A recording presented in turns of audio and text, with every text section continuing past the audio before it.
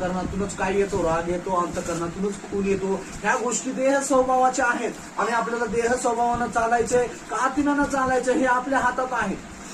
दोघांनी बी निर्णय करायचा की आज दिवसभरात मी नवऱ्याला किती उलटं बोलले, या नवऱ्याला म्हणलं पाहिजे मी आज बायकोला किती उलटं बोललो, हे देहा स्वभावाप्रमाणे किती उलटं बोललो हे चेक करायचं.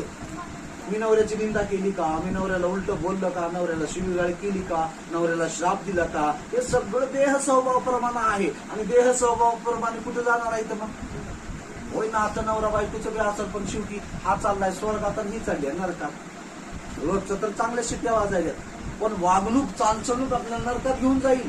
म्हणून एकमेकाला आपण शिकलं पाहिजे, शिकवलं पाहिजे की आदर करायचा. देवाच्या वचनात जो कित्ता दिलेला आहे ते नवरीने बी फॉलो करायचं आणि नवरदेवाने बी फॉलो करायचं. काय फॉलो करायचं?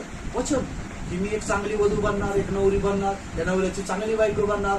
आणि नवऱ्याने म्हणलं पाहिजे की मी बी माझ्या बायकोचा चांगला नवरा बनणार. पण कसा बनणार? देवाच्या वचनानुसार.